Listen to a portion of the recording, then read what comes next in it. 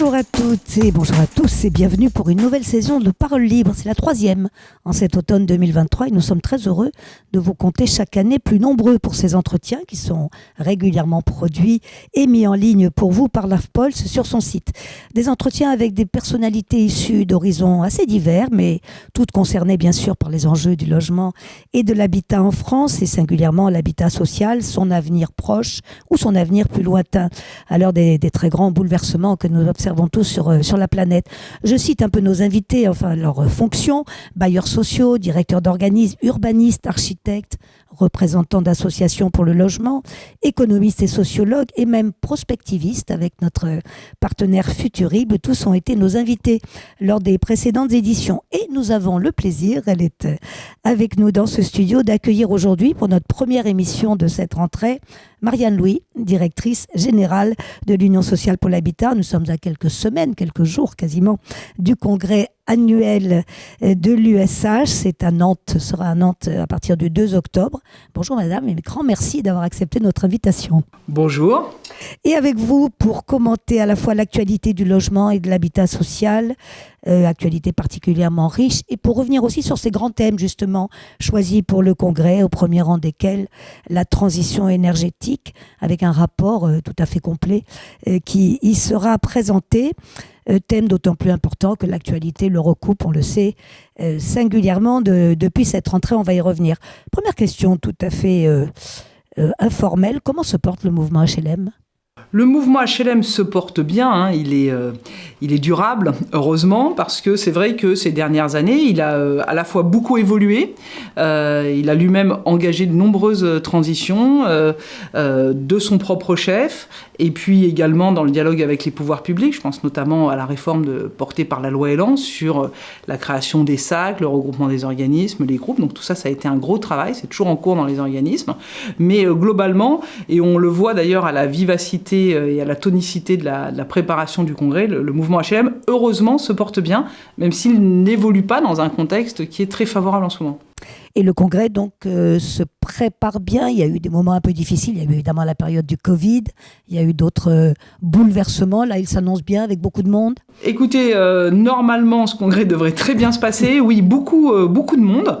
On retrouve les fréquentations et le dynamisme qu'on pouvait avoir avant Covid. Hein. C'est vrai que la période du Covid, une année sans congrès, puis l'année suivante avec encore beaucoup de mesures sanitaires, ça avait un petit peu... On a réussi à maintenir cette activité, mais voilà. Donc là, on retrouve des très très hauts niveaux de fréquentation, plus de 80 événements qui sont au programme de l'USH, sans compter tous les événements qui vont être organisés par nos exposants. Donc on a un congrès qui va être très dynamique, avec un petit décalage de date à cause de la Coupe du Monde de rugby. Mais ça, c'est un petit peu l'aléa d'un congrès annuel. Et c'est à Nantes, je le rappelle. On va commencer avec vous, Marianne Louis, par l'actualité, des questions un peu politiques, mais au sens large du terme. Et je voudrais revenir sur les émeutes urbaines que la France a connues juste avant l'été. Et peut-être avec un exemple, vous aurez peut-être un commentaire à faire sur l'ensemble, comment les organismes, les bailleurs sociaux ont vécu ces événements qui les ont touchés, et pas que dans les quartiers, il faut le rappeler. Sur cette décision du préfet du Val d'Oise, qui a fait beaucoup parler, d'expulser un locataire lorsqu'il s'est vu condamné pour des émeutes urbaines. Évidemment, ça vous touchait. Quelle est votre réaction à l'USH ? L'USH, on a réagi, j'ai réagi, et l'USH a réagi parce qu'en fait, si vous voulez, dans la réalité, ça n'est pas parce que le locataire avait participé à des émeutes qu'il était expulsé. Or, il ne faut pas laisser croire, à travers une communication gouvernementale ou d'un préfet qui représente quand même le gouvernement sur le territoire, il ne faut pas laisser croire des choses fausses sur le droit. C'est aussi notre rôle de défendre et de rappeler ce qu'est l'état de droit. Donc, en l'occurrence, dans le cas du Val d'Oise, et j'en ai échangé avec le bailleur concerné, il s'agissait d'une famille qui présentait un impayé très durable, qui n'était rentrée dans aucune des procédures d'appurement qui avaient pu être mises en place. Et il y avait déjà eu une décision de justice et une décision d'expulsion avait par la suite été prononcée. Donc en fait, le bailleur avait demandé le concours de la force publique pour réaliser cette expulsion, et le préfet a décidé d'accorder le concours de la force publique. Mais de toute façon, il ne faut pas laisser croire à nos concitoyens, parce que c'est important, que c'est le préfet qui décide. En fait, le bail est un contrat, et c'est le non-respect d'une d'une clause du contrat, en l'occurrence là, le paiement du loyer, qui peut amener à la résiliation du bail et à l'expulsion. Donc on l'a rappelé, on a fait une circulaire aux bailleurs, mais ils le connaissent, le droit les bailleurs, mais parce qu'on savait qu'il y avait des préfets qui engageaient des réunions sur la base de l'instruction du ministre de l'Intérieur. Voilà. Et les bailleurs ont rappelé que eux, évidemment, ils étaient avant tout, quand on était sur des problématiques d'impayés, parce que les cas qui peuvent donner lieu à expulsion, il y a essentiellement les questions d'impayés et puis les questions de la façon dont la personne occupe son logement. Est-ce que c'est, je mets des guillemets évidemment, en bon père de famille, avec la formule qui est un peu ancienne, qui date du Code civil, mais qui s'étend au-delà du père maintenant dans la famille, heureusement. En tout cas... Même fréquemment. Et même fréquemment d'ailleurs, voilà. Mais en tout cas, c'est ça en fait. Il faut que c'est quand le contrat n'est pas respecté que le bailleur peut demander la résolution du bail. Donc là, on l'a rappelé aussi d'ailleurs à nos interlocuteurs. Moi, j'ai eu l'occasion de rappeler les cabinets ministériels pour leur dire qu'on était quand même un peu surpris. Et c'est vrai que quand on lit l'instruction du ministre de l'Intérieur, elle est très subtile parce qu'évidemment, il n'écrit pas l'inverse du droit. Il cite 2 articles, un article du Code civil, un article de la loi de 89, qui sont bien ces articles sur de quoi est constitué le bail, les obligations réciproques du preneur et du bailleur. Voilà. Mais évidemment, là, il y a eu un jeu d'interprétation qui est peut-être un peu dommage parce que nous, ce qu'on a regretté d'abord, c'est cette mauvaise interprétation du droit. C'est d'autre part laisser penser que, au fond, les locataires HLM sont par nature des émeutiers, ce qui est quand même pas du tout le cas, quoi. Donc il y a eu une stigmatisation qui était quand même extrêmement pénible et désagréable. Que ça ne se passe pas toujours dans les locaux, ou bien près sûr, des locaux en voilà. plus. Évidemment, alors c'est ce qu'on a dit, quelqu'un qui le respect des obligations du bail, c'est l'occupation en bon père de famille, ça s'applique au logement et ça s'applique plus généralement aux espaces extérieurs liés à l'immeuble. C'est-à-dire le tagage systématique des boîtes aux lettres, par exemple, même si c'est pas dans le logement, ou allumer une voiture dans le parking, vous voyez, ça c'est pas utiliser son logement dans des conditions telles qu'elles sont prévues, normales. Mais en revanche, si les faits ont lieu à 4-5 km et qu'ils ne sont pas liés au logement en tant que tel, le bailleur n'y peut rien. Alors, on ne dit pas qu'il ne faut pas sanctionner, mais dans ce cas-là, ça va être trouble à l'ordre public, dégradation de biens, s'il y a eu des vols, du vol, etc. Mais ça ne relève pas du bail, en fait, tout simplement. Il était bon de le préciser, et vous l'aviez fait à ce moment-là. Actualité encore, et là on va de manière un petit peu plus large. Alors d'abord, on est tout à fait au lendemain de l'annonce du grand plan d'orientation stratégique pour la transition énergétique. C'était cette semaine à Paris. Travaux du CNR aussi, du Conseil national de la rénovation. On va s'appuyer sur le CNR logement, bien sûr. Et peut-être dire un mot aussi du futur projet de loi, s'il y a quelques articles déjà attendus. Et on va voir là quelles sont les contributions, au fond, qu'apporte l'USH. Je reviens sur CNR logement. On critique beaucoup ce CNR qui semble un peu ralentir aujourd'hui. On va voir ce que vous en pensez. 6 mois de travail, quand même, sous la présidence de Véronique Bédague, qui était la directrice générale de Nexity. Et, c'est important de le dire, de Christophe Robert, délégué général de la Fondation Abbé Pierre. Il en est ressorti 19 propositions, je passe un petit peu sur les détails, 5 axes, etc., dont favoriser l'accès à la propriété, soutenir la rénovation et la construction de logements sociaux, là vous êtes évidemment concernés, relancer le neuf, et puis la prolongation du prêt à taux zéro jusqu'en 2027, la suppression du dispositif Pinel. Qu'est-ce que vous retenez de tout cela ? Ça semble effectivement très, très riche et en même temps il y a pas mal de critiques. Alors, nous, on ne critique pas le CNR en tant que tel. C'est vrai que quand il y a eu ce CNR logement qui a été annoncé, on a eu peut-être un petit doute parce que, rappelez-vous, à la fin du quinquennat précédent, il y avait eu une commission qui s'appelait la commission Rebsamen. On avait beaucoup contribué, le mouvement HLM, aux travaux de cette commission. On s'est dit, oh là là, on recommence encore une fois. Bon. Et puis, je dirais, la mayonnaise a pris. Il y a eu trois groupes de travail pour le CNR. Les groupes se sont réunis. L'USH, on a été très, très contributif. On a adressé des contributions aux 3 groupes de travail, on a participé aux réunions, etc. C'était assez intéressant, puis on a essayé de faire converger des points de vue, et vous l'avez dit, le CNR a abouti quand même sur des conclusions qui sont intéressantes. Le problème aujourd'hui, c'est que ceux qui critiquent le CNR et les conclusions du CNR, c'est plus l'exécutif et le président de la République, qui, très clairement, on a l'impression qu'il veut réunir le CNR, tant que le CNR ne dira pas ce qu'il a envie qu'on dise. Ce qu'il a envie d'entendre. Donc, si vous voulez, on peut se réunir, mais là, on a été 200 professionnels à se réunir, on a travaillé, on a porté des conclusions. Ces conclusions, vous les avez rappelées. On a aussi parlé des questions de densification, d'encadrement du prix du foncier. On a parlé de l'accession sociale, on a parlé des APL, on a parlé du soutien au logement social. Solidaire, le BRS, on a parlé du bail réel solidaire. C'est un gros sujet pour vous. On a évoqué aussi toute la question, évidemment, du parcours dans le logement privé. Il n'y a pas que le logement social. Bon, et ça n'a pas l'air de plaire, il fallait peut-être pas qu'on dise ça, et donc on nous dit on va recommencer le CNR. Et là, c'est vrai qu'avec un certain nombre d'acteurs, il y a peu de temps, Olivier Saleron, on s'est vu avec la Fédération française du bâtiment, avec d'autres acteurs, avec l'Intec, etc. On a dit, nous, on va arrêter. On va pas, tant qu'on va pas se réunir indéfiniment, juste pour faire plaisir, parce que les conclusions qu'on a rendues ne sont pas jugées satisfaisantes. Ces conclusions, elles étaient fondées sur un diagnostic, à savoir la crise du logement est en train de s'accélérer. Ce diagnostic n'a pas changé. Je dirais même il a été confirmé à la rentrée.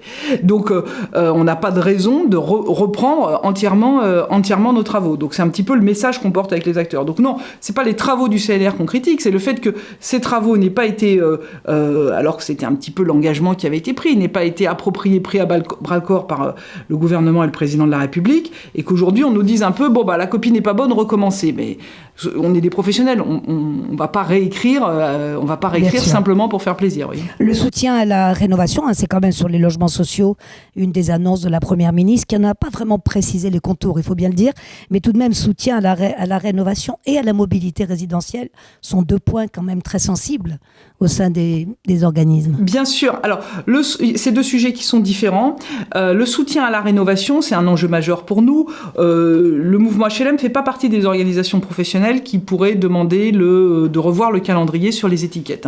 Là-dessus, je le dis parce qu'il peut y avoir des fois d'autres organisations professionnelles dans le champ du logement, notamment dans le champ du logement privé, qui peuvent contester ce calendrier. Nous, c'est pas notre position, pour plusieurs raisons. D'abord parce qu'on a eu une canicule en septembre, donc on va pas faire comme s'il n'y avait pas une difficulté. D'autre part, nos locataires souffrent dans nos logements quand il fait trop chaud, dans les logements qui n'ont pas atteint la performance énergétique. Et peut-être, contrairement à d'autres acteurs immobiliers, on a une relation peut-être plus de proximité avec nos locataires, donc on le sait, on s'en préoccupe. Il y a la question des charges. Pardon, vous interromps. Est-ce qu'on a un pourcentage des logements directement impactés par ces questions de chaleur Alors, pendant très longtemps, les pouvoirs publics se sont essentiellement, et tous nos indicateurs ont porté sur la question de la performance énergétique du bâtiment. Et par performance énergétique, ce qu'on calcule, c'est plutôt l'aspect chauffage. C'est-à-dire c'est plutôt les passoires thermiques. Ceci dit, un logement qui est performant l'hiver est aussi performant l'été. C'est très rare. Alors, il peut y avoir quelques problèmes d'un logement qui est exposé plein sud, qui est très performant l'hiver et qui, l'été, va chauffer.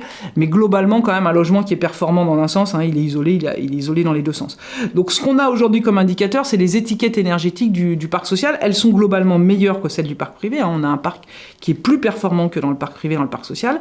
Mais si on veut tenir notamment le calendrier de 2034, donc je rappelle, éradication des G, des F et des E en 2034. Ça fait, à peu près les G, un peu moins de 80 000. Les F autour de 200 000 logements, évidemment, et les E autour de 800 000 logements. Ça change un peu tous les jours. D'abord, il y a eu un changement de mode de calcul du DPE, et puis évidemment, il y a des rénovations qui sont en cours, donc je vous donne des grandes masses. Non, mais merci pour ces précisions, c'est important. Ça fait un peu plus d'1 million de logements à traiter d'ici à 2034. 2034, on est quasiment déjà en 2024, ça fait 100 000 logements par an qu'il faut traiter et donc ça demande une vraie accélération. C'est-à-dire, ça veut dire qu'il faut qu'on réussisse à accélérer les travaux d'amélioration d'étiquettes énergétiques. Ça demande qu'on change un peu nos habitudes et nos pratiques et que les usagers le comprennent. Par exemple, beaucoup de rénovations vont devoir se faire ce qu'on appelle en site occupé parce que là où avant on faisait ce qu'on appelait des opérations tiroirs, c'est-à-dire on déplaçait les locataires le temps de faire les travaux. Si on doit faire un grand nombre de logements, ça va être compliqué de faire systématiquement des opérations tiroirs. Donc les opérations en site occupé vont devoir être plus nombreuses. Donc ça, c'est aussi une contrainte qu'il faut que la société comprenne. Mais après tout, je crois que tout le monde a bien compris l'année dernière qu'il fallait chauffer à 19. Donc si on dit maintenant il faut accélérer la rénovation énergétique, donc il va falloir faire un peu plus d'opérations en site occupé. Et puis, ça nécessite un effort d'investissement qui est extrêmement important. Et c'est ça la discussion qu'on a avec les pouvoirs publics. 100 000 logements. En plus, on sait bien quand on fait une rénovation énergétique, il y a des travaux qui sont naturellement induits par la rénovation énergétique. Donc vous voyez, pareil, je vais prendre des exemples, mais pratico-pratiques, vous changez le mode de chauffage, vous retirez une chaudière, vous retirez les tuyaux, ou au contraire, vous isolez par l'intérieur, vous devez décaler des interrupteurs, refaire de l'électricité, enfin, voilà, vous isolez une salle de bain, il faut refaire en même temps la salle de bain. Donc les travaux d'isolation énergétique sont accompagnés d'autres travaux, et quand bien même on pourrait ne faire que la rénovation énergétique, dans un certain nombre de cas, c'est un peu compliqué pour les locataires de supporter des travaux en site occupé et qu'il n'y ait pas un rafraîchissement, un rajeunissement, une remise en état à l'occasion de l'appartement. Donc évidemment, le coût unitaire de ces travaux, il est important. Il est élevé, c'est comme ça, mais en même temps, le but, c'est d'avoir des logements qui seront prêts face au changement climatique, qui seront plus résilients et qui eux-mêmes participeront à ce qu'on peut faire en réduction de gaz à effet de serre. Donc voilà, donc c'est un haut niveau d'investissement, effectivement. On a parlé aussi de mobilité résidentielle, juste un mot, parce que c'est les deux exemples que nous avions pris. Vous disiez c'est un autre sujet, mais la Première ministre a annoncé aussi des efforts en ce sens. Oui, alors c'est comme sur la rénovation énergétique. Elle a annoncé des efforts sur la rénovation énergétique, mais nous, on a chiffré à peu près, on sait le sujet. Aujourd'hui, il faudrait que le secteur ait à peu près 1 milliard d'aides par an pour pouvoir générer 8 milliards d'investissements sur la rénovation. C'est pas 1 milliard de rénovation qu'on va faire, c'est 8 milliards d'investissements sur la rénovation. Ça nécessite à peu près 1 milliard d'aides, puisque les bailleurs, il faut qu'il y ait ce qu'on appelle des fonds gratuits, puis le reste, après, on va l'emprunter. Mais il faut quand même qu'au départ, les bailleurs puissent avoir une part de ce qu'on appelle fonds gratuits. Ça peut être des fonds propres, mais les fonds propres, ils se multiplient pas comme les petits pains, donc il va falloir de la subvention, surtout si on augmente le volume. Donc elle l'a annoncé, mais elle les annonce sur le montant des aides et le fait que ces aides durent vraiment sur la période, qu'on ne soit pas sur des périodes courtes, c'est-à-dire qu'on arrive à avoir un peu de visibilité pluriannuelle. Un bailleur, il fait un plan d'investissement pluriannuel. Si on ne lui dit pas cette aide, vous l'aurez pendant 2, 3, 4, 5 ans, c'est-à-dire qu'il puisse programmer ses investissements, c'est très compliqué. Donc ça, aujourd'hui, c'est d'ailleurs tout ça le débat qu'on peut avoir avant le Congrès sur la notion de pacte de confiance. Cette notion de pacte de confiance, elle renvoie beaucoup à une vision un peu pluriannuelle et pas juste en 2024 on fera ça et puis en 2025 on verra. Pour un bailleur, ça c'est infernal. Alors sur la mobilité résidentielle... Juste un point quand même sur renforcer les fonds propres, elle l'a annoncé qu'il s'agissait de renforcer les fonds propres des organismes d'HLM, qu'il faut mobiliser pour cela la Caisse des dépôts consignation, qu'il faut créer le fameux dispositif seconde vie, qui a déjà été expérimenté. Il y a quelques annonces quand même à ce sujet. La Caisse des dépôts et consignation, c'est une excellente idée, mais la Caisse des dépôts et consignation ne fait pas de subvention. Elle fait des prêts du haut de bilan, etc. Mais ça reste des prêts. Alors les prêts du haut de bilan peuvent être assimilés à des fonds propres, mais comme ça commence par prêt, il faut les rembourser un jour. Donc c'est quand même un sujet, c'est des quasi-fonds propres. C'est-à-dire, d'un côté, vous faites un prêt, puis vous faites un autre prêt, puis à la fin, vous dites que le premier prêt, vous l'avez assimilé à des fonds propres. Mais ça reste un prêt. Voilà. Le pacte de confiance n'est pas encore parachevé, pour reprendre les termes de la Première ministre. Je n'ai pas tout à fait bouclé tous les paramètres. Et alors la mobilité, pardon, je vous ai posé 2 fois la question. Non, mais j'y arrive sur la mobilité. La mobilité, c'est très... C'est un sujet qui revient régulièrement. Et c'est un vrai sujet. Un locataire HLM, il n'a pas par nature vocation à vivre toute sa vie dans le logement social. On espère que sa situation va s'améliorer, va se stabiliser, et qu'il va pouvoir faire un parcours résidentiel vers le logement intermédiaire, vers l'accession privée, vers le locatif privé. Je veux dire, on espère tous que nos locataires vont voir leur situation économique s'améliorer et qu'ils vont pouvoir suivre ce parcours.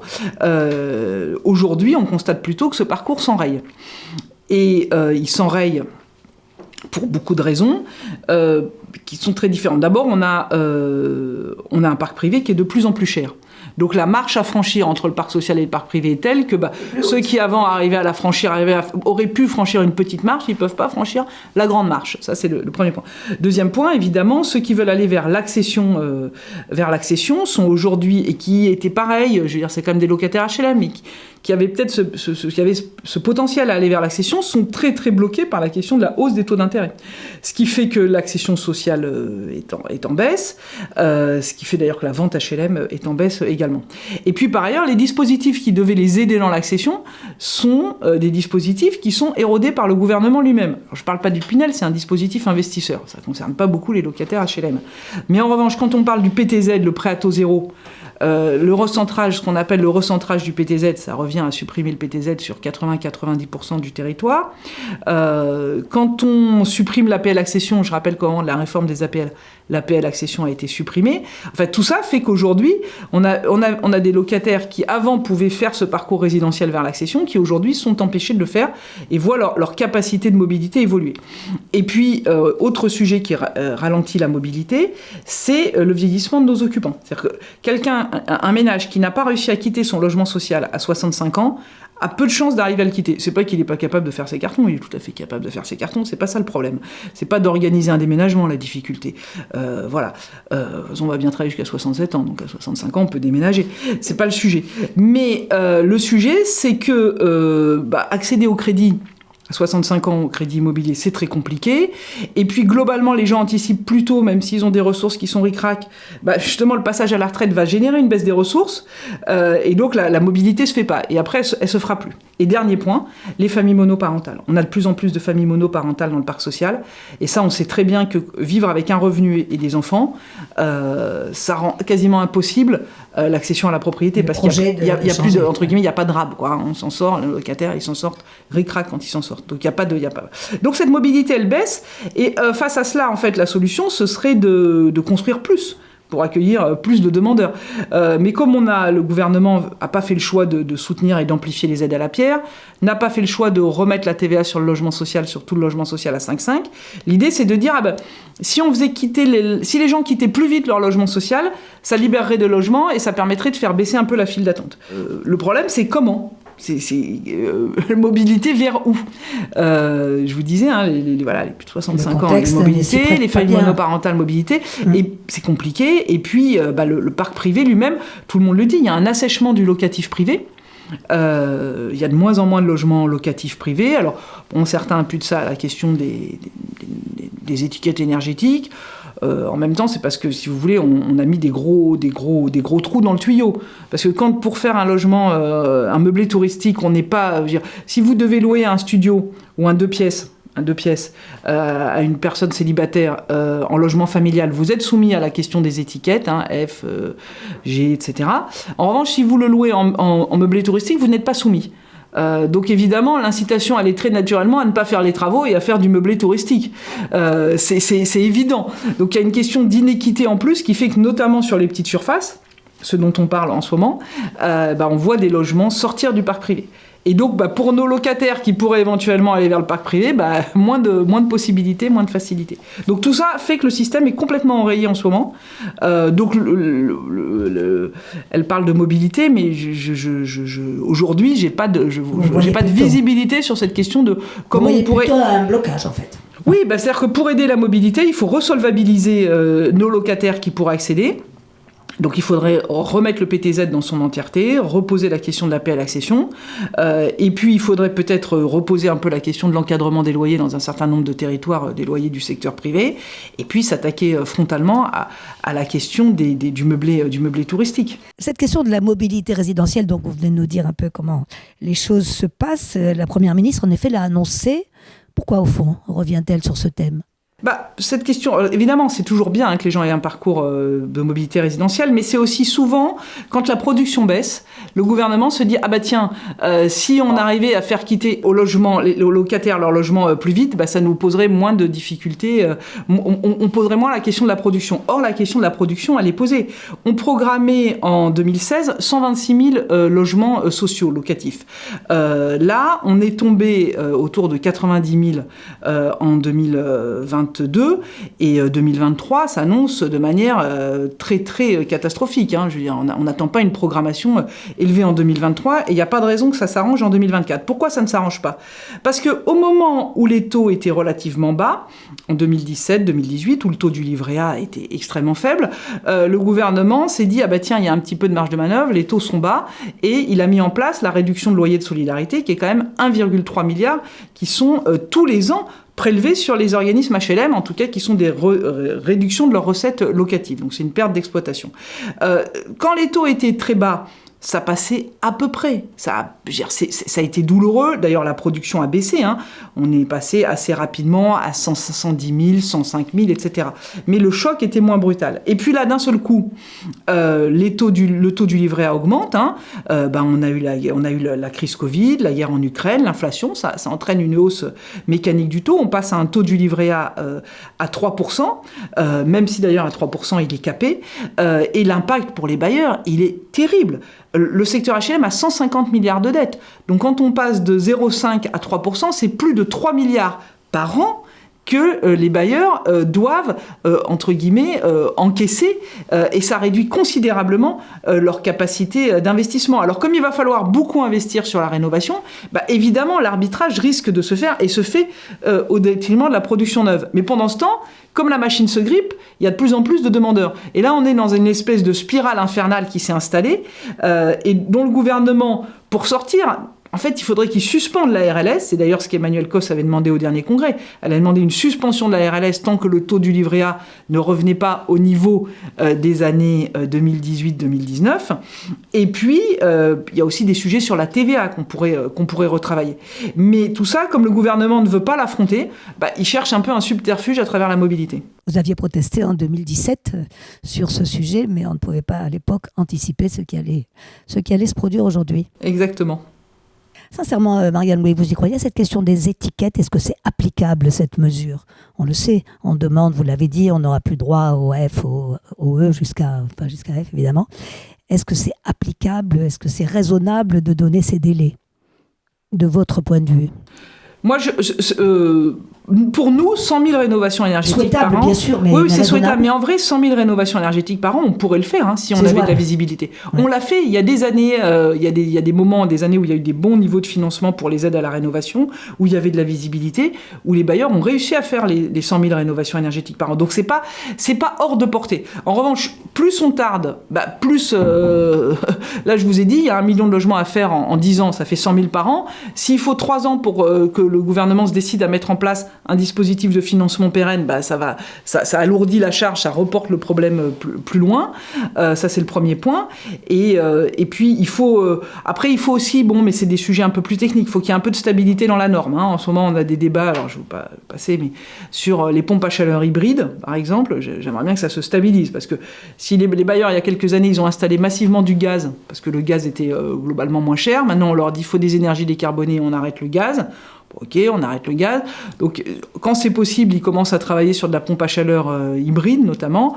Et là, on nous dit, ah oui, mais dans la pompe à chaleur hybride, est-ce qu'elle a la bonne consommation et tout? Donc là, halte au feu, quoi. Fixons un objectif, on s'y tient, on met les financements. Et moi, ça ne nous semble pas aujourd'hui inatteignable. En revanche, si on a Thermo, etc., on va nous-mêmes se mettre dans le corner, voilà. Et après, pour le parc privé, il faut que le parc privé fasse aussi l'effort. Là où on pourra avoir des difficultés, c'est les logements sociaux qui sont dans des copropriétés. Les bailleurs ont une partie de leur parc qui est en copropriété, et quand le bailleur n'est pas majoritaire dans la copropriété et que la copropriété n'engage pas les travaux. Donc ça, c'est des sujets qu'on porte au pouvoir public, mais c'est pas, vous voyez, à partir de deux cas qui sont pas minimes, mais 2 cas qui pourraient poser problème, qu'il faut remettre en cause tout le calendrier. Il faut plutôt réfléchir à comment on traite ça, comment on traite la problématique des petites surfaces, parce que les logements de moins de 30 mètres carrés ont mécaniquement des DPE très négatifs, même s'ils sont plutôt performants en vrai. Et puis comment on traite la question, vous voyez, des bâtiments historiques en pierre de taille. Mais c'est pas pour quelques dizaines de milliers, centaines de milliers de bâtiments historiques en pierre de taille qu'on va pas faire la rénovation énergétique. Oui, il faudra trouver une solution pour ces bâtiments. Vous voyez, je l'avais annoncé en deuxième partie de notre entretien, cette transition énergétique, mais évidemment, on est obligé d'y venir, et ça fait vraiment partie des grands sujets, c'est pas pour rien que le Congrès l'a mis aussi en tête. Autre actualité quand même sur laquelle j'aimerais vous entendre, il y aura un conseil interministériel des villes, il a été annoncé début septembre à Matignon, par la Première ministre encore, tenu donc de ce comité interministériel, je crois que c'est pour le 9 octobre prochain, et qui sera l'occasion, je cite la ministre, d'apporter une réponse globale et de présenter plusieurs mesures. Quelles mesures aimeriez-vous voir appliquées? Je voulais juste citer une maire, Catherine Arraynaud, maire de Chanteloup-les-Vignes, qui a eu beaucoup, très impactée d'ailleurs par les récentes émeutes. Le sujet principal est que tout n'a pas encore pu être réhabilitée malgré les efforts de l'ANRU. Elle y revient, vous voyez, que les familles déjà dans la grande pauvreté vivent dans des bâtiments énergivores, etc. Voyez-vous d'autres mesures? Elle cite également, bien sûr, l'éducation et la prévention à l'égard des jeunes. Votre position, sans revenir à tout ce que vous venez de nous expliquer sur la rénovation? Oui, alors peut-être d'abord dire que le Conseil interministériel des villes, il est annoncé le 9 octobre. Moi, je me souviens que la commission quartier de l'USH, qui est présidée par Marie-Laure Wutnez, avait préparé une contribution pour le Conseil interministériel des villes de décembre 2022, qui ne s'est pas tenu, qui a été reporté.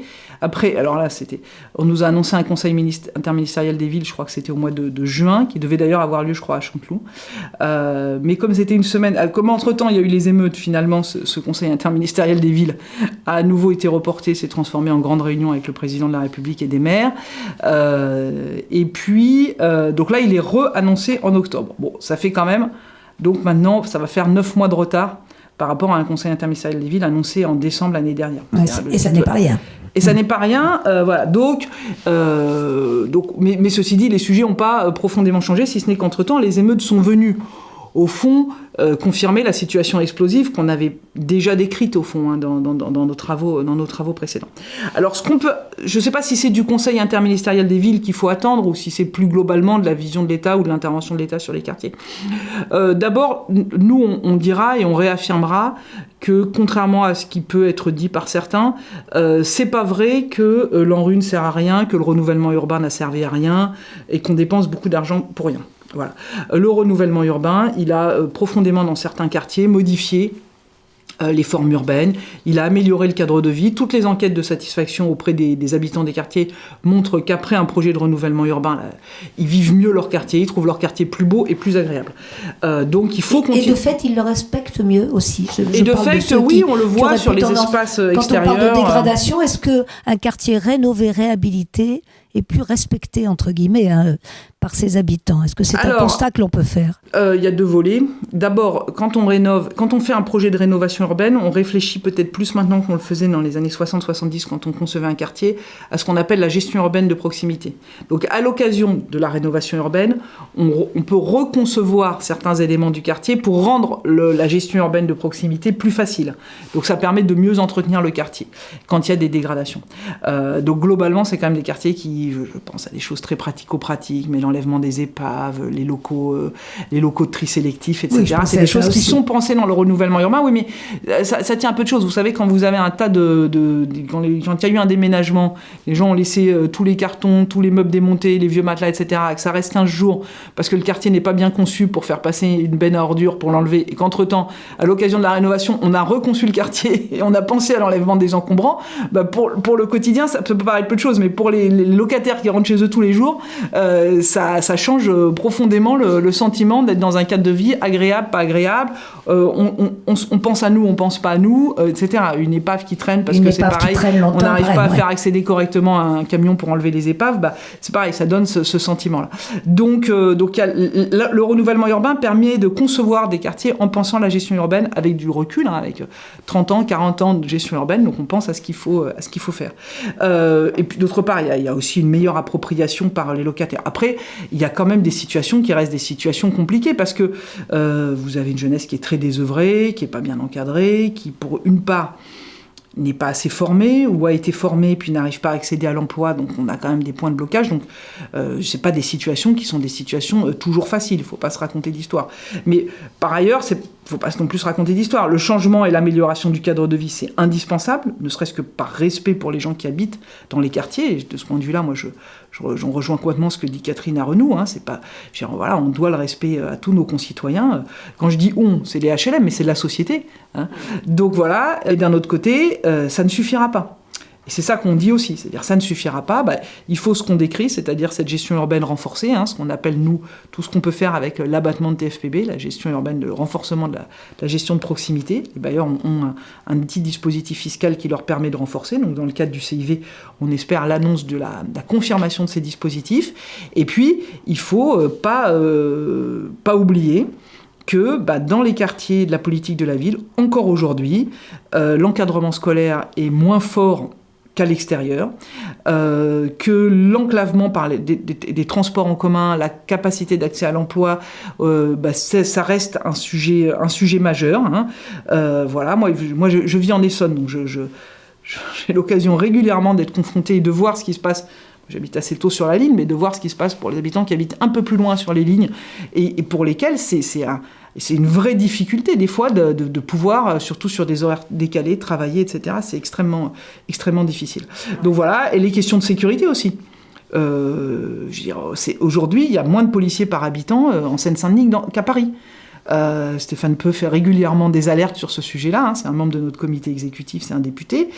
Donc aujourd'hui, c'est encore des quartiers qui sont moins bien traités, qui sont pas dans une situation d'égalité républicaine. Ouais. Alors pour revenir justement à cette question du CIV, enfin cette actualité annoncée donc cette semaine pour le 9 octobre prochain, est-ce que ce que l'exécutif, si l'on vous entend, ne parvient pas vraiment à faire, ou en tout cas sur ce quoi l'exécutif ne s'engage pas suffisamment, les collectivités locales pourraient pallier ces insuffisances? Je veux dire, est-ce qu'on devrait, en d'autres termes, davantage s'appuyer sur les collectivités locales? C'est la question. Alors, il y a deux façons de voir votre question. Le premier volet, c'est de dire, on décentralise. Et sur le rôle des maires, hein, pour la première ligne. Oui, des maires ou des intercos, mais on décentralise, on décentralise pour tout le monde pareil. Ça, c'est un premier sujet. Et puis un deuxième sujet, et celui-là, j'y reviendrai, c'est un sujet dont on peut parler. Il y a un autre sujet qui serait de dire, pour les quartiers de la politique de la ville, c'est aux maires et aux bailleurs de s'en occuper. Alors ça, non. Parce que ça voudrait dire qu'il y a un territoire national qui a, je vous dis, un taux d'encadrement de policiers, des enseignants, des systèmes, etc. Et puis que dans des petits bouts de France, on met un autre système, d'ailleurs qu'on fait payer par les habitants eux-mêmes. Moi, je sais que régulièrement, on dit aux bailleurs, il faudrait mettre... Alors, on a des gardiens, mais il nous dit qu'il faudrait mettre des agents de sécurité. Hein, puisqu'il n'y a pas assez de policiers, il faut mettre des agents de sécurité. Excusez-moi, mais c'est pas parce que vous êtes locataire HLM que vous ne payez pas vos impôts et que vous n'avez pas le droit à la police municipale et à la police nationale. Donc, il n'y a pas de raison que vous payiez votre propre agent de sécurité. Voilà, quand vous êtes à Paris, vous ne payez pas un agent de sécurité pour garder le pied de votre immeuble. Et là, c'est pareil. Nos locataires, c'est des concitoyens comme les autres, ils ont le droit. Voilà. Donc, la vision qui serait de dire, dans certains quartiers, l'État se désengage complètement, puis il va laisser les collectivités, les bailleurs gérer, ça, ce serait inacceptable, parce que ce serait vraiment de dire, il y a un territoire c'est des inégalités voilà. Qui sont pas... La question de la décentralisation, c'est un autre sujet. Alors, c'est un sujet qui est... régulièrement évoqué par le président de la République, mais de manière assez abstraite en vrai. Il faut décentraliser, mais on n'a pas encore vraiment les objets. Le nouveau ministre du Logement a l'air d'en parler aussi très souvent. Hein. À chaque question, souvent, d'ailleurs ça commence un peu à se voir, à chaque question il dit « mais de toute façon on va décentraliser ». Bon, très bien. C'est peut-être un sujet qu'il a l'intention de poser au Congrès. Bon, c'est d'abord et avant tout un sujet qu'il faut traiter avec les collectivités locales. La décentralisation de la politique du logement, si je peux me permettre, avant d'en parler avec les acteurs du logement, il faudra en parler avec les acteurs du logement, mais il faut d'abord vérifier avec les collectivités locales jusqu'où elles sont prêtes à aller, de quoi elles ont envie, etc. Donc s'il doit y avoir un dialogue qui s'engage, ça ne peut pas être un dialogue bipartite entre le ministre du Logement et le mouvement HLM. Ça doit être un dialogue qui inclut les collectivités locales. Ça, c'est un point qui est extrêmement important. Il y a des élus dans les territoires, ils ont une légitimité démocratique. C'est quand même, on peut pas, nous, bailleurs HLM, passer par-dessus mouvement HLM, passer par-dessus cette légitimité démocratique. Et puis après, on peut pas être doctrinaire sur la décentralisation. La question de la décentralisation, c'est qu'est-ce qu'on décentralise ? Le logement, c'est très large. Le logement, l'hébergement, le financement du logement social, le financement de la rénovation énergétique dans le parc social, mais dans le parc privé. Il y a tous les dispositifs ANA, la rénovation urbaine. Dans le camp, vous avez aussi toutes les problématiques, justement, tout ce qui peut être le zonage fiscal, les aides fiscales, les aides à l'accession, etc. Je veux dire, je décentralise la politique du logement en tant que telle. Qu'est-ce qu'on décentralise dans la politique du logement ? Après, à quel échelon ? Est-ce que c'est à l'échelle municipale, à l'échelle intercommunale, à l'échelle départementale, à l'échelle régionale ? Mais que souhaitez-vous, voilà. USH ? Non, mais je vais finir, parce que c'est ça les points. Troisième point, comment on le finance ? Parce qu'on dit, mais quelle est les collectivités locales, pour financer une politique du logement, elles ont besoin d'une recette, donc comment c'est financé? Et puis, dernier point, la question des garde-fous. Et c'est là-dessus, nous, après, sur les 3 premiers points, je crois que le mouvement HLM, il est ouvert à la discussion. Et d'abord et avant tout, il faut que cette discussion ait lieu avec les collectivités locales. On ne peut pas forcer les collectivités à prendre des compétences dont elles ne veulent pas. Donc, il faut déjà voir ce que les collectivités auraient envie de faire. Et ça, c'est à l'État d'organiser son dialogue avec les collectivités. Nous, en revanche, ce à quoi on sera toujours très vigilants, c'est d'abord à ce que le transfert soit correctement financé, parce que le transfert ne doit pas se traduire par une attrition. Il ne faut pas que la collectivité reprenne la compétence sans avoir les moyens de la mettre en œuvre. Donc, la question du financement du transfert. Et puis, la question des garde-fous. Il y a un certain nombre de sujets qui relèvent de la solidarité globale et nationale. Je pense notamment à la loi SRU. Je pense à l'accueil des ménages DALO dans les attributions. Quand on parle des attributions aux maires, etc., il y a quand même aussi la question de ces publics qui sont des publics fragiles, prioritaires, qui sont de nulle part et qui ont le droit au logement. Donc, quel garde-fou l'État pose pour continuer à garantir une égalité du droit d'accès au logement pour tous sur tout le territoire. Il y a des expériences d'ailleurs, les autorités organisatrices de l'habitat, il y a certaines villes. Là, il y a quand même pas mal d'inégalités sur notre territoire, ça dépend un peu des initiatives des uns et des autres, et peut-être des maires eux-mêmes, des collectivités ou des intercos. Je crois qu'en Bretagne, il y a d'assez bonnes expériences, mais est-ce qu'ils disposent de moyens? Alors, c'est toute la difficulté, oui. Non, sur la côte ouest, c'est vrai qu'il y a eu pas mal de collectivités qui se sont beaucoup engagées en faveur du logement, qui ont une vision assez dynamique du logement et du logement social d'ailleurs. De ce point de vue-là, on est très content de faire le congrès à Nantes, qui est une ville qui a longtemps porté une politique du logement ambitieuse. C'est des collectivités qui ont aussi pu se permettre ces politiques-là parce qu'elles étaient eux-mêmes dans une grande période de croissance et de dynamisme économique. Voilà. Donc, ce qu'il faut aussi, c'est pour ça que je posais la question du financement de la décentralisation, c'est que si l'État envisage une décentralisation globale des politiques du logement, il faut aussi qu'il assure un financement de cette décentralisation et une sorte de péréquation.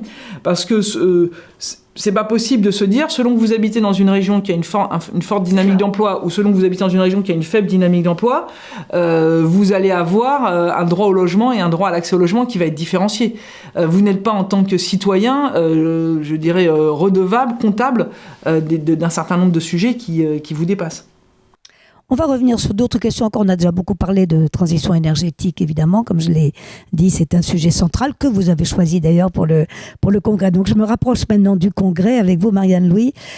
Face à tous ces enjeux énergétiques, il y a une feuille de route de planification écologique, donc celle qui a été proposée hier. Elle est assez large pour à l'horizon 2030. C'est très près 2030.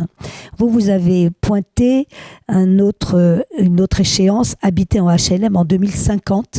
En s'appropriant, je cite, je crois que c'est Emmanuel Cos dans son éditorial de votre présentation du congrès qui le dit, en s'appropriant positivement des enjeux énergétiques et climatiques. On a parlé de rénovation, on a parlé de construction, c'est évidemment très difficile. Et puis il y a des solutions techniques. Et là, vous joignez à votre congrès un rapport tout à fait riche et vraiment j'engage tout le monde à aller le voir, en avançant des solutions techniques qui ne paraissent pas si difficiles à mettre en place, ni forcément coûteuses. Il y a quelques bonnes expériences sur, l'éolien horizontal sur les toits. Alors, évidemment, ça pose des difficultés de voisinage ou autre, mais c'est faisable. Ou du photovoltaïque, la métropole de Nantes en est une bonne illustration. Est-ce que vous, USH, vous allez soutenir de manière le plus dynamique possible de telles expériences, même si elles ne sont pas toujours faciles à mettre en place? En tout cas, vous les proposez au congrès. C'est vraiment le message qu'on passe au pouvoir public, c'est de leur dire en plus, si vous soutenez le mouvement HLM dans son ambition, dans son envie d'accélérer la rénovation énergétique, ce sera gagnant pour tout le pays. Parce que vous l'avez dit, certaines de ces solutions sont très innovantes. Et peut-être qu'elles ne prospéreront pas toutes. C'est le propre de l'innovation. Et nous, on peut se permettre d'être un vrai laboratoire d'expérimentation. Et c'est un peu aussi ce qu'on a voulu montrer à travers ce rapport au congrès. C'est-à-dire qu'il y a beaucoup de solutions qui sont en train d'émerger. Évidemment, si on prend le bâtiment d'aujourd'hui, les solutions énergétiques d'aujourd'hui, l'électrique, qui est quand même qui est de plus en plus nucléaire, le gaz, qui pour l'instant est quand même du gaz excessivement fossile. Enfin, vous voyez, si on tourne autour de ça et qu'on essaye de se projeter à l'horizon 2050, on peut assez vite être déprimé. Or, nous, ce qu'on voit émerger, parce qu'on est quand même les bailleurs, ils sont dans leurs réseaux économiques locaux, on voit émerger beaucoup d'innovations, de recherche, de réflexion, des gens qui viennent, qui ont des idées au congrès, il y a beaucoup d'exposants qui vont présenter des innovations. Et on se dit, ce qu'il faut, c'est se fixer une ambition très forte, c'est ce que dit Emmanuel, c'est-à-dire, voilà. Et en même temps, pas se fermer des portes et prendre toute la matière qui arrive, la faire foisonner. Prendre le risque, imaginer, peut-être prendre le risque de se planter, mais paradoxalement, je vais vous dire, un bailleur qui essaye quelque chose sur une rénovation, sur 100, 200 logements, le dispositif technique ne marche pas. Je ne vais pas citer un dispositif, mais on essaye un truc, ça ne marche pas, au bout de 3 mois, on se rend compte que ça n'a pas les performances attendues, que c'est insupportable pour les locataires, que c'est bruyant, que c'est machin, etc. À l'échelle du mouvement HLM, c'est possible de faire marche arrière et de revenir. Évidemment, pour une copropriété qui aura investi énormément, ce serait un drame. Donc nous, le gouvernement a tout intérêt à nous encourager à aller, entre guillemets, fureter et à avoir avec nous plus des obligations de résultats que des obligations de moyens. Nous sommes des professionnels. Qu'on donne une obligation de moyens à des particuliers qui ne sont pas, entre guillemets, des maîtres de l'art. C'est tout à fait normal, parce que sinon, eux-mêmes pourraient se faire, entre guillemets, arnaquer par des gens qui leur vendraient des solutions qui n'en seraient pas. Mais les bailleurs HLM, c'est des maîtres d'ouvrage professionnels. Donc si on leur dit il faut atteindre telle performance, ils peuvent essayer ils ont envie, en plus, c'est leur métier, ça les amuse, d'essayer d'y arriver et puis de se sentir utile dans la période. Donc c'est vraiment ce qu'on veut mettre en avant dans ce rapport au Congrès. Le deuxième point qu'on veut un peu mettre en avant, tout à l'heure on parlait des collectivités, c'est de dire là pour le coup sur l'énergie, nous on pense que tout ne peut pas partir du niveau national. C'est-à-dire qu'aujourd'hui, on a un système dans lequel l'énergie, c'est des grands réseaux nationaux, vous voyez, l'électricité, c'est distribué nationalement, le gaz, etc. On calcule les grands ratios. Et puis, on va chercher des choses un peu complémentaires. On va chercher du solaire, de l'éolien, du marais motrice, de la géothermie, etc. Mais ça vient juste en complément. Vous savez que paradoxalement, aujourd'hui, vous mettez du solaire sur un immeuble collectif. Il n'y a pas vraiment de méthode pour utiliser ce solaire pour améliorer le DPE du logement. Voilà, parce que c'est venu en plus. On regarde d'abord et avant tout sa consommation électrique théorique. Nous, ce qu'on pense, l'intuition qu'on a avec les équipes de l'Union, avec Emmanuel, avec le COS, avec le comité exécutif, avec notre direction de la maîtrise d'ouvrage qui travaille beaucoup sur ces questions-là, c'est qu'au fond, il faudrait complètement inverser le système. C'est-à-dire qu'en 2050, le système, il ne fonctionnera, on ne peut y arriver que si on inverse. C'est-à-dire qu'on se dit, il faut des autorités locales régulatrices de l'énergie qui aillent chercher toutes les solutions locales. Peut-être que dans une région, c'est la biomasse. Peut-être que dans une autre région, la bonne solution, c'est la géothermie. Quand vous êtes en Auvergne, c'est la géothermie, la solution. Parce qu'il y a un potentiel. Peut-être que vous êtes en Bretagne, peut-être l'énergie marémotrice, ça mérite d'aller creuser. Vous voyez, il n'y a pas une solution. Nantes, où vous serez pour le congrès, c'est le photovoltaïque. C'est le photovoltaïque, voilà. En tout cas, chercher les solutions locales, les assembler, et puis au fond, que les grands réseaux nationaux... Alors évidemment, ces solutions, elles ne pourront pas garantir 100% de l'énergie. Mais qu'ils viennent en complément. C'est-à-dire, vous voyez, il faut inverser le système de subsidiarité. Aujourd'hui, c'est les énergies locales qui sont subsidiaires. Nous, on dit il faut que les énergies locales deviennent principales et que les réseaux nationaux soient là à titre subsidiaire pour assurer une efficacité globale. Oui. Et ça, c'est vraiment quelque chose auquel on croit beaucoup. Et c'est pour ça que le message, c'est aussi de dire aux bailleurs, stimulez les collectivités locales, les territoires dans lesquels vous êtes pour qu'ils y aillent. Et puis, soyez acteurs de cette dimension et de cette dynamique locale. Mais ça doit partir là des territoires. Il peut y avoir des mesures très simples aussi. Là, je crois que c'est encore Emmanuel Cos qui en parle, ou peut-être que je l'ai lu un peu plus loin dans le rapport. Il faudra sans doute imaginer aussi des réponses, disons, énergétiques à l'échelle d'un bassin de vie, ou un peu plus large, à l'échelle d'un bassin de vie de production, et pas seulement de relier un seul bâtiment connecté. Des mesures qui ça, c'est la question évidente des échanges. Alors, vous voyez, mais c'est pareil, ça, c'est des échanges d'énergie. On pense toujours, alors je prends un immeuble, je mets des panneaux solaires sur un seul immeuble, et puis je mets l'électricité dans l'immeuble. D'abord, c'est une injustice parce que si vous êtes dans une tour, vous n'avez pas beaucoup de toit et beaucoup de logements. À l'inverse, si vous êtes dans une barre, vous avez beaucoup de toit et moins de logements en dessous. Donc vous voyez, on voit bien que ça marche pas. Et puis, il y a des questions logiques. Par exemple, vous êtes dans un quartier, vous avez une forme de une densité, et il y a une école à côté. Vous allez produire de l'électricité sur vos toits au moment où il y aura moins de consommation parce que les gens seront plutôt partis en journée, vous voyez, seront plutôt pas là. Voilà. L'école, elle va produire de l'électricité aussi, mais peut-être pas assez en semaine pour s'alimenter.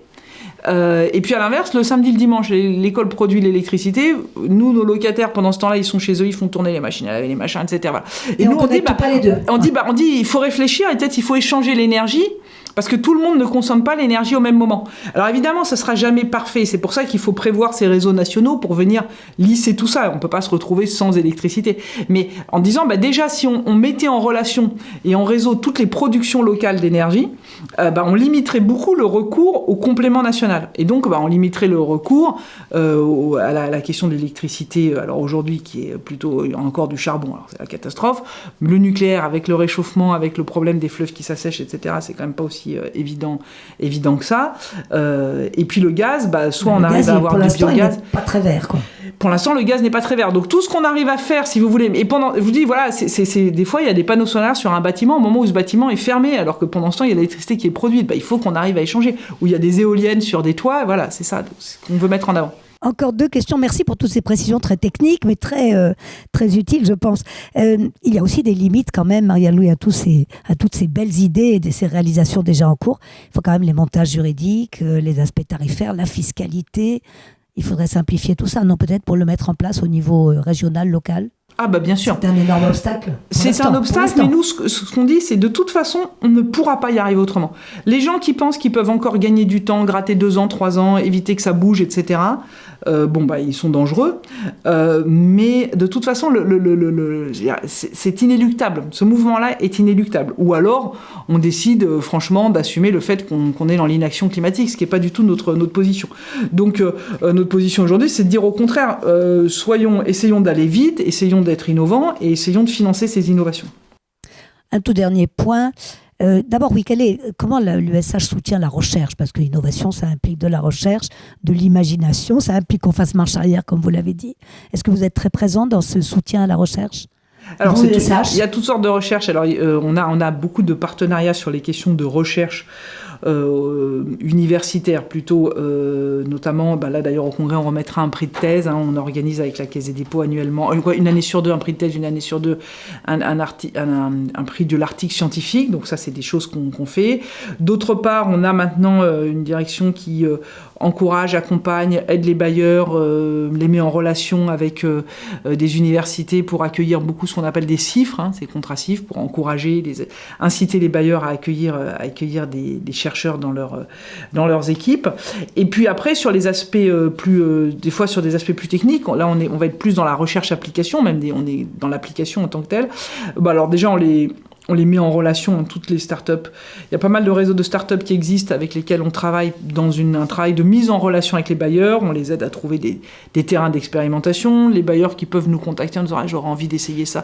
On a beaucoup de réseaux métiers où ces informations circulent. Ça, si un bailleur vous contacte, vous dites moi on a un projet d'autoconsommation sur notre... Vous le soutenez ? On le soutient, oui, bien sûr, on va le soutenir et puis on va lui dire à travers le réseau, à travers le réseau de bailleurs, tiens, machin, il a déjà essayé, ouais. On croit que ça s'est plutôt bien passé, il avait travaillé avec telle entreprise. Après, il ne faut pas non plus qu'on soit on fait très attention vis-à-vis des entreprises parce que ça fourmille, donc c'est pour ça qu'au Congrès, il y a une sorte d'égalité de traitement de tout le monde, voilà. Mais on essaye quand même, on fait cette mise en relation, et puis nous-mêmes, après, on suit un certain nombre d'expérimentations. Il y a des bailleurs qui lancent des expérimentations. Donc nous, on finance des crédits d'études pour suivre ces expérimentations, faire des retours, voilà, des capitalisations. On a un bon partenaire sur ces sujets-là, qui est la Caisse des dépôts, que ça intéresse beaucoup. Et on a souvent des études en partenariat avec la Caisse des dépôts où on va accompagner des expérimentations. Là, vous avez parlé d'énergie, mais par exemple, on travaille en ce moment sur la question aussi du recyclage des éléments de construction. Alors, voilà, vous savez, on fait de la démolition, garder les déchets, portes, etc., les déchets, oui. Et puis surtout réutiliser, en fait, du réemploi. Excusez-moi, pas le recyclage, c'est le réemploi. Réemployer des éléments de construction pour limiter l'impact carbone de la production neuve. On peut réutiliser des portes, on peut réutiliser des fenêtres, mais on peut aussi réutiliser, par exemple, des escaliers béton, on peut réutiliser des morceaux complets. Ça nécessite qu'ils aient été déconstruits correctement. Il y a des problématiques d'assurance, il y a des problématiques de stockage, il y a des problématiques d'identification au bon moment des éléments dont on a besoin. Des faïences, par exemple, on peut en réutiliser. Les faïences, ça consomme beaucoup d'énergie à fabriquer. Donc, pareil, en ce moment, on travaille avec des partenaires et avec la Caisse sur une espèce de bourse d'échange de matériaux. Comme ça, c'est des expérimentations. Je ne sais pas encore, peut-être qu'on va complètement se planter, et puis peut-être que ça va marcher. Mais il faut essayer. Donc, on soutient financièrement des expérimentations de plateformes d'échange de matériaux en réemploi. Encore un terme qui apparaît dans le rapport d'ailleurs, la sobriété. Parce que c'est aussi bien de ne pas consommer que de veiller à une meilleure consommation. Donc là aussi, vous soutenez évidemment les opérations de sobriété. Et puis, ce sera ma toute dernière question peut-être, Marianne-Louis. On parle quand même ici de logement social, donc attention à ne pas opposer politique énergétique et politique sociale. Comment conjuguer les deux? Ça reste une priorité. Ah bah ça, c'est un sujet majeur pour nous, hein. Nos locataires... D'abord, nos locataires, on voit à peu près qui ils sont, hein. On a 52% de nos locataires qui sont des personnes qui sont ouvriers, employés, artisans. Et on a 22% de retraités. D'ailleurs, tous ceux qui disent « Ah bah les locataires HLM, ils font rien, etc. » C'est pas vrai. Hein, entre les retraités qui ont quand même travaillé toute leur vie et les actifs, c'est quand même la très grosse majorité des locataires HLM. Donc, il faut quand même, et puis après, il y a quand même aussi des étudiants, etc. Donc, voilà. Mais on voit bien qu'en termes de ressources, c'est des gens qui ont des ressources modestes. On dit toujours, nos locataires ne sont pas des gens qui sont sans ressources, la plupart du temps, ce sont des gens mais qui ont des ressources modestes, qui travaillent, mais qui ont des ressources modestes ou qui ont des petites retraites. C'est la vie. Donc évidemment, ils sont extrêmement sensibles à toutes les fluctuations du prix de l'énergie.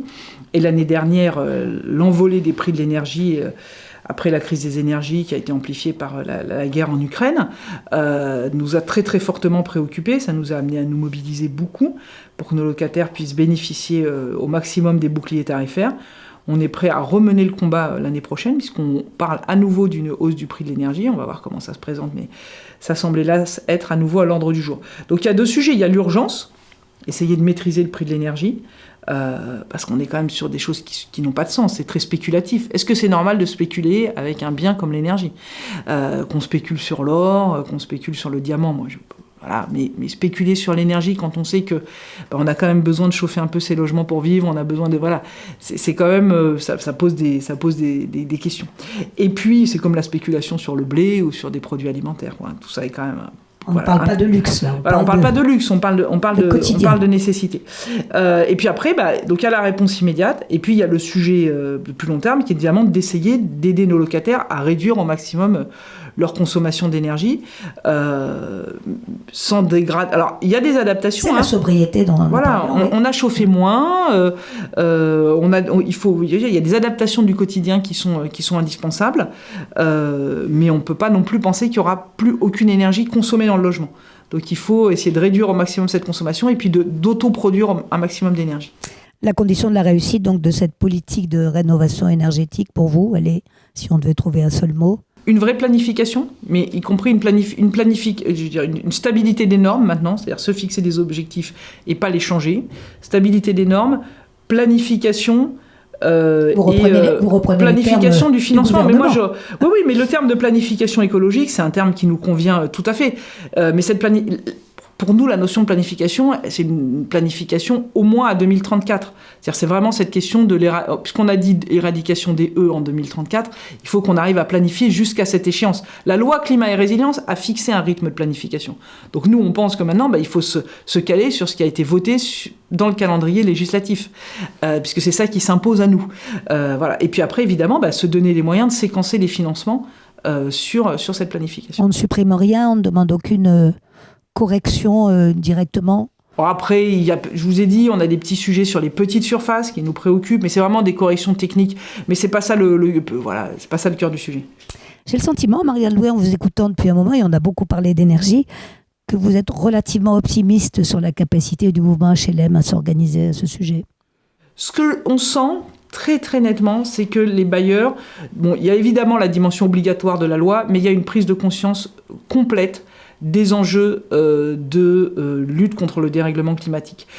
Et qui est, je pense, intime, parce qu'au fond, c'est un bailleur HLM, les salariés des organismes, c'est des gens qui font leur métier, sont des professionnels, mais sont aussi au contact direct des enjeux de la société. Donc c'est normal, un peu naturellement, qu'ils soient peut-être plus en avance de phase, que ce soit une sorte d'avant-garde de ces problématiques-là. Donc ça, on le sent vraiment très très nettement dans tous nos échanges avec les dirigeants et avec les collaborateurs des organismes, qui on va pas travailler dans un organisme HLM complètement par hasard. Donc c'est ça aussi qui porte ce point-là. Et puis, ça c'est un premier aspect.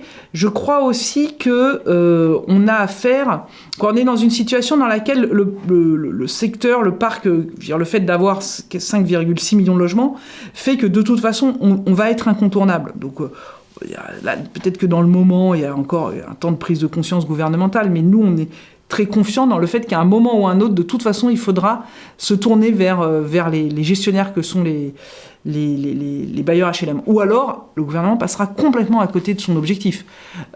Et ça, on ne le lui souhaite pas, parce que ce serait un échec collectif. Mais bon, voilà, il faut faire le pari de l'intelligence, toujours. C'est dit. Merci beaucoup, Marianne Louis, et un bon congrès. On vous le souhaite, un beau succès pour ce congrès de Nantes qui démarre donc, on a dit, le 2 octobre. Merci beaucoup. Merci à vous. Au revoir.